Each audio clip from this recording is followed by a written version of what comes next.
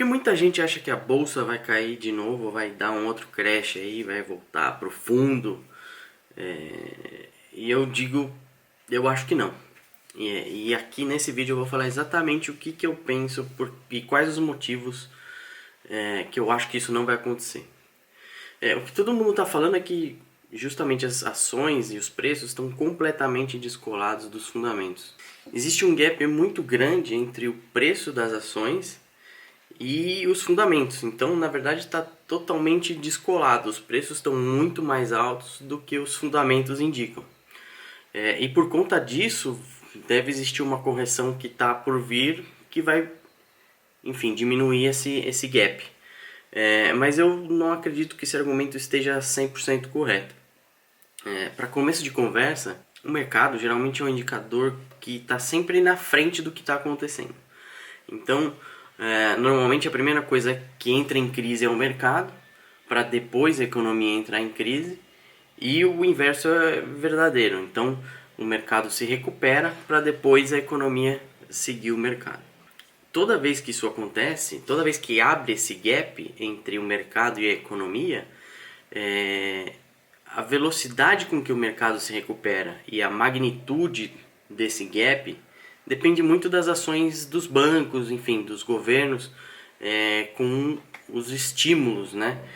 E hoje em dia a gente vê principalmente o mundo inteiro colado aí atrás do mercado americano, do SP 500, enfim. Então o Fed tem uma ação, tem um papel gigantesco nessa proporção desse gap. Se a gente for ver em 2008, 2009, o Fed fez muita coisa para resgatar a economia, né? Como eles estão fazendo agora. Eles baixaram a taxa de juros, fizeram o Ripple, os quantitative easing. Em 2009, o mercado começou a se recuperar, mesmo com a economia estando cada vez pior. Se você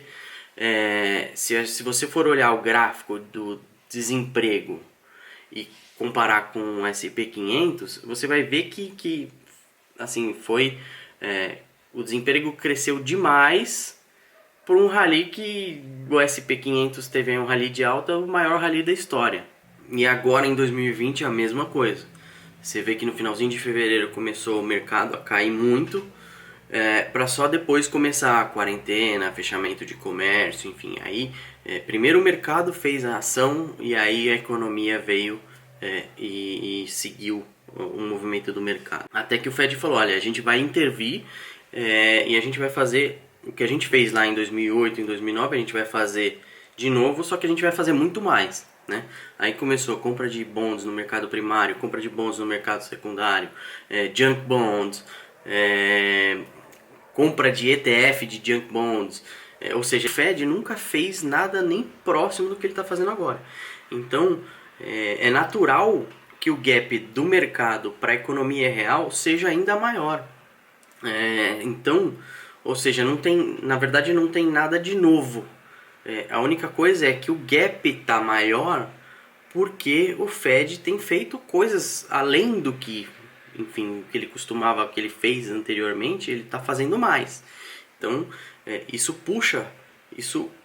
estende um pouco o tamanho do gap. E isso sempre aconteceu.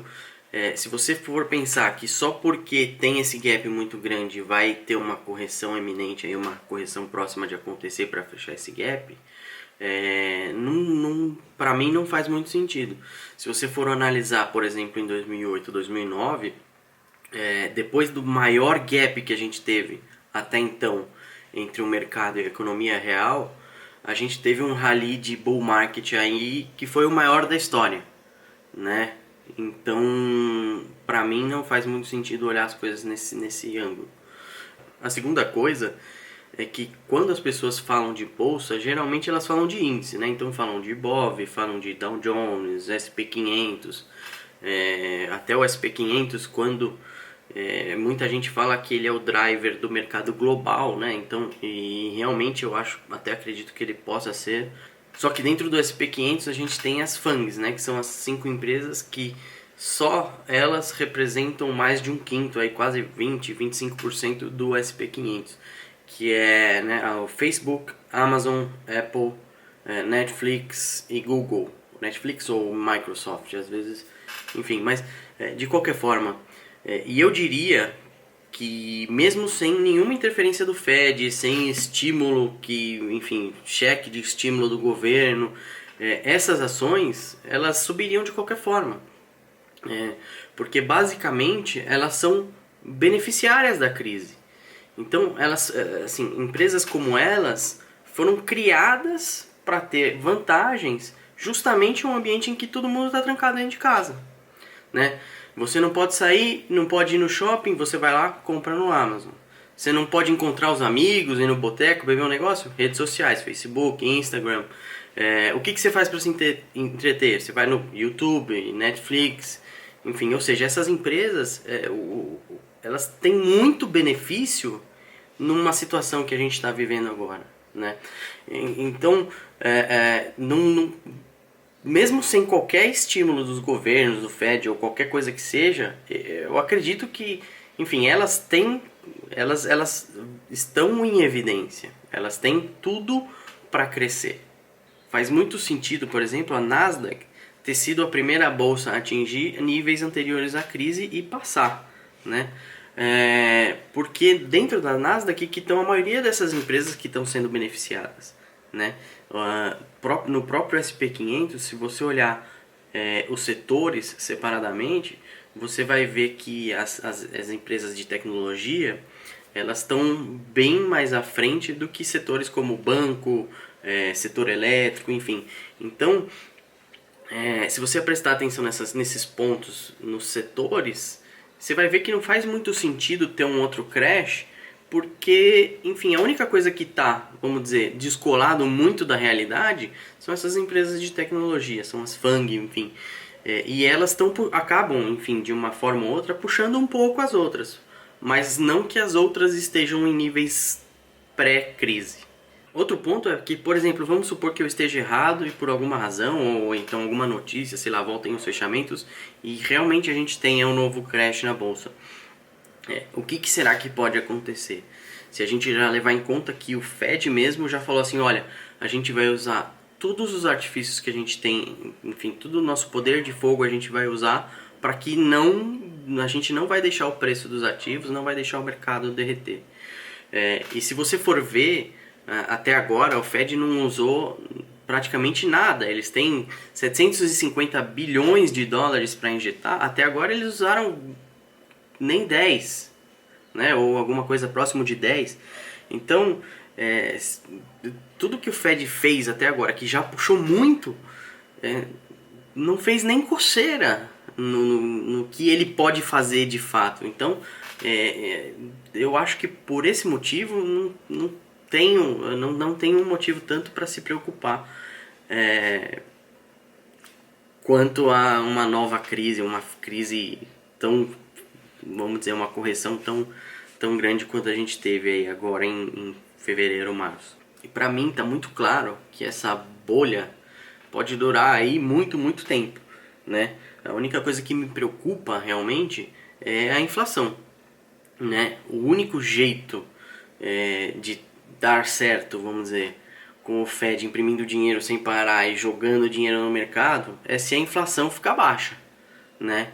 E a razão disso é que esse monte de dinheiro injetado na economia, ele não chega na mão do consumidor real, né? Das pessoas que fazem, que vão lá, que compram todo dia, enfim. Esse dinheiro todo que o Fed está colocando, ele não chega tão fácil, ele não vai direto para a mão do consumidor, né? Ele não faz a economia girar. Então, todo esse dinheiro ele fica concentrado no preço dos ativos, ele fica no mercado, né? Então, a gente pode ter consequências muito grandes se esse dinheiro começa a sair do mercado e ir para a economia real. Porque aí você vai ter um monte de dinheiro na economia real e isso vai gerar inflação, né? Mais pra frente eu vou fazer um vídeo explicando um pouco desse funcionamento de como funciona esse dinheiro na economia, no mercado, chegar na mão da economia real, que não é tão simples, não é tão... acontece, mas não é tão fácil, não tem um efeito tão imediato, né? Mas então é isso, esses são os principais motivos aí que eu acho que a gente não deve ter nenhum crash, nenhuma correção muito grande aí por vir. Beleza? Obrigado aí pro pessoal que assistiu até aqui. Deixa um joinha aí se gostou, comenta aí alguma coisa, enfim, se você tem uma visão diferente. Eu vou ver se eu consigo fazer mais vídeos com a minha visão pro pessoal aí, tá bom? Obrigadão.